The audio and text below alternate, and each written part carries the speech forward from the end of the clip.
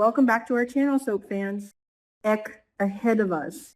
For the week of June 29 to the 3rd of July 2026, CBS is hitting the pause button on the current timeline and treating us to a highly emotional encore week. But let's be real for a second, this isn't just a random selection of reruns. The network is deliberately taking us back to the most pivotal, game-changing episodes of the year. We are revisiting the devastating May 18 to May 20 episodes, along with the beautiful April 3 and April 6 episodes. Why? Because to truly understand the mental breakdown Jacob Hawthorne is experiencing right now, and to grasp the sheer gravity of Ashley Morgan finally forgiving Grayson Perez, we have to go back to where the nightmare began. We have to go back to the plasma ring tragedy. Let's kick things off with the rebroadcast of the 18th of May 2026 episode. This is the calm before the absolute storm. We start with that gut-wrenching moment where Derek Baldwin catches Grayson Perez stealing. Can you believe the tension in this scene? I remember watching this the first time and screaming at my screen. Derek, the ultimate hero, the firefighter with a heart of pure gold, catching his girlfriend's new colleague red-handed. But here's the kicker. Grayson wasn't just some greedy thief. He was a desperate son trying to save his ailing mother, backed into a corner by the sinister doctor, Leah Whitmore. The psychological warfare in this scene is a masterclass in soap opera writing. Derek is looking at Grayson with pure disgust, while Grayson is practically vibrating with panic, preparing for the absolute worst. And speaking of Leah Whitmore, this episode reminds us of just how venomous she truly is. Leah puts Derek in an impossibly tough spot here. She uses her authority and her manipulative prowess to corner him, proving that the real villains in Fairmont Crest don't always wear ski masks. Sometimes they wear white lab coats. It is infuriating to watch Leah pull the strings, knowing the catastrophic domino effect her blackmail is about to cause. Meanwhile, on the other side of town, in that same May 18 episode, the Dupree family is running around like headless chickens, preparing for Samantha Richardson's highly anticipated cotillion. The contrast between the dark, gritty plasma ring storyline and the glittering high society cotillion prep is brilliant. While lives are literally on the line in the underground red market, the biggest crisis at the Dupree mansion is making sure the dresses are perfectly pressed. Oh, and we can't forget Bill Hamilton confronting Haley about her sketchy past. I have never hidden my absolute disdain for Haley. She's a gold-digging schemer, and watching Bill finally press her on her lies was incredibly satisfying.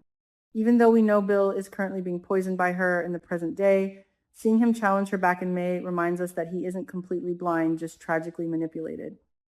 Then we move into the rebroadcast of the May 19 episode, and guys, this is where the show shifted into high gear. This is pure, unadulterated Sweeps Week material.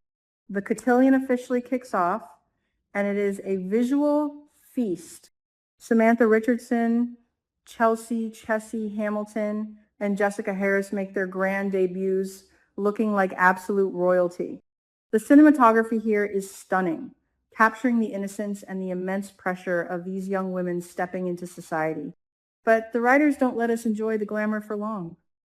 The episode masterfully cross-cuts between the sparkling ballroom and the grimy, terrifying warehouse, where Grayson is forced to handle a massive emergency for the plasma ring.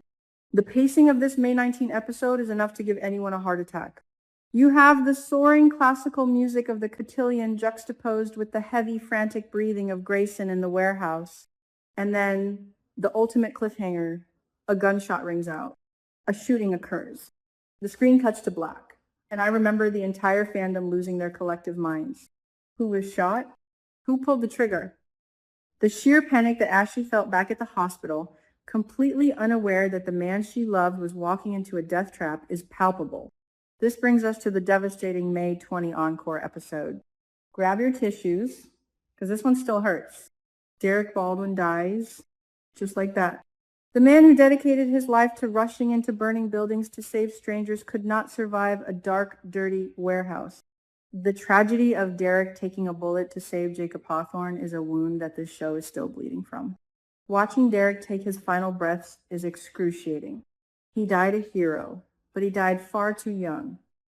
I genuinely believe Killing off a legacy adjacent character like Derek was a massive risk for the writers, but the emotional payoff has driven the entire summer narrative. What makes the May 20 episode a true masterpiece of daytime television is the sickening irony of what is happening simultaneously. At the exact moment Derek's life slips away and his blood spills on the cold concrete, Samantha Richardson is being crowned the platinum winner at the cotillion. The sheer brilliance of this editing. A crown of sparkling jewels is placed on Samantha's head while Jacob is screaming in agony over his best friend's lifeless body. It is the ultimate representation of Fairmont Crest. Incredible wealth and privilege sitting right on top of a rotting, dangerous criminal underworld. And let's not forget the chaotic aftermath of that night. Vanessa McBride, who has the survival instincts of a cornered cat, immediately confronts Joey Armstrong about the evening's chaos. Vanessa is no fool. She knows Joey's hands are dirty, and watching her grill the casino boss is a thrill. I love Vanessa because she refuses to be kept in the dark, even if the truth terrifies her.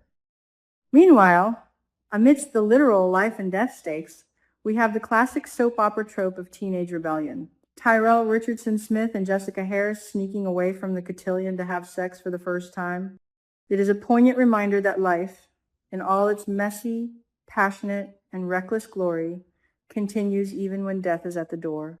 Moving on to the Thursday, July 2 rebroadcast, the network takes us further back to the 3rd of April 2026 episode. This is the famous Easter on BTG episode.